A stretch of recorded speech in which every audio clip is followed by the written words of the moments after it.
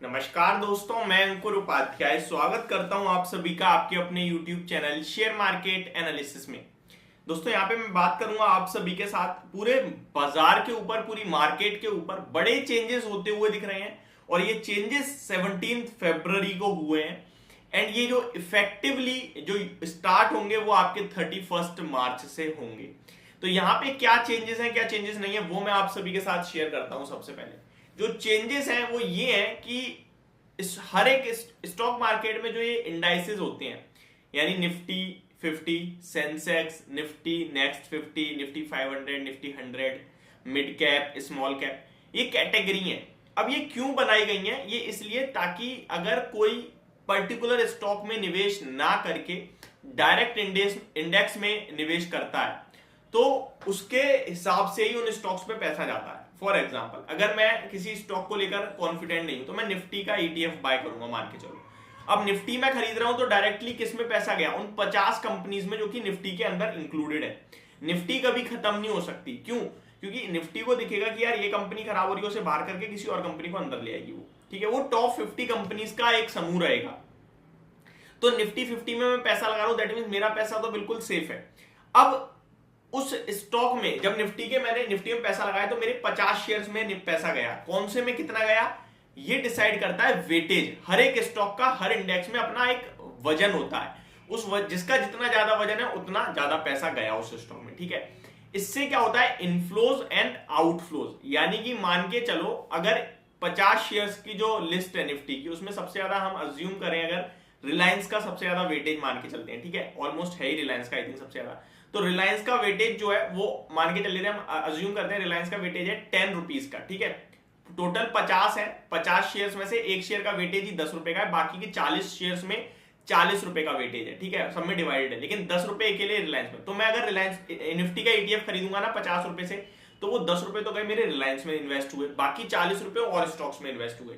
अब मान के चलो अगर रिलायंस का शेयर बाहर जाता है तो 10 रुपए उस रिलायंस के शेयर में से निकलेंगे, क्योंकि मेरा तो निफ्टी में जो उसके बदले अंदर आ रहा होगा उस शेयर में वो निवेश हो जाएगा, ठीक है। रिलायंस से निकल जाएंगे और दूसरे में निवेश हो जाएंगे। तो ये इनफ्लोज और आउटफ्लोज होते हैं। तो यहां पे अगर मैं आपके साथ शेयर करूं तो इसी प्रकार के कुछ बड़े चेंजेस होने वाले हैं। अब किस किस में वो मैं आपके साथ शेयर करता हूं। तो सबसे पहले तो मैं आपको बता दूं, these changes will become effective from March 31, 2023। Stocks के नाम नोट डाउन कर लीजिए। ABB India, Adani Wilmar, Canara Bank, Page Industries, Varun Beverages are going to replace Bandhan Bank, Biocon, Gland Pharma, Mphasis and Paytm in the Nifty next 50 as well as Nifty 100। यानी कि जो Nifty के top 50 के बाद जो 50 कंपनीज हैं उसमें से बंधन Bank, Biocon, Gland Pharma, Mphasis and Paytm का शेयर बाहर हो रहा है, यानी आउटफ्लो, इनमें से पैसा निकलेगा और इनके बदले अंदर कौन आ रहा है? Adani Wilmar, ABB, Canara Bank, Page Industries and Varun Beverages. तो ये चेंजेस तो होने वाले हैं निफ्टी नेक्स्ट 50 इंडेक्स में, या फिर निफ्टी 100 बोल लीजिए, ऑलमोस्ट सिमिलर ही बात पड़ती है, ठीक है। अब नाउ बंधन बैंक जो कि निफ्टी नेक्स्ट 50 से बाहर हुए हैं, वो देखिए, बंधन Bank, Biocon, emphasis along with NMDC will be included in Nifty mid cap 50।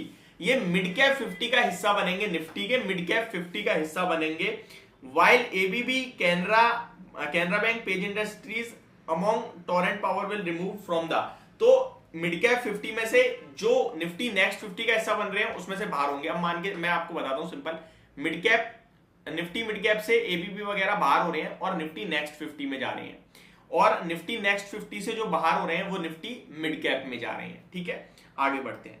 In the financial services ex bank index, Piramal enterprises will replace Manappuram finance, while Max health care institute is going to replace Gland pharma and Nifty health care. तो Nifty health care में दो changes हैं।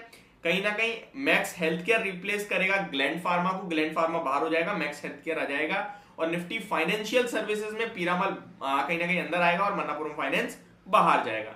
NMDC will be included and MOIL will be excluded from Nifty metal index. Nifty metals में से मॉइल बाहर हो जाएगा और एनएमडीसी अंदर आ जाएगा। वहीं बात करें अगर Mahindra life space developers will be a part of Nifty realty Sunteck realty. Sunteck realty का स्टॉक रियलिटी इंडेक्स में से बाहर होगा और इसके बदले महिंद्रा लाइफ स्पेसेस का अंदर आएगा। DCX system will get an entry into Indian defence index. तो डीसीएक्स सिस्टम के लिए बड़ा अचीवमेंट है, डिफेंस इंडेक्स में आने वाला है ये।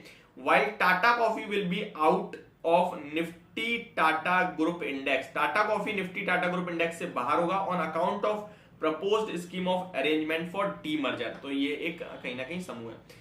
इंडेक्स मेंटेनेंस सब committee also announce changes in the Nifty growth sector 15, SME emerge, dividend opportunities 50, mid cap liquid 15, Shariya 15, non cycle consumer and mid cap, ये आप छोड़ दीजिए। तो ये कुछ चेंजेस होने वाले हैं जो मैंने आप सभी के साथ शेयर करे। मैं इन स्टॉक्स के नाम भी आपके साथ स्क्रीन पे शेयर कर दूंगा ताकि आपको और अच्छे से समझ में आए। Thank you so much for watching this video. Have a great day guys.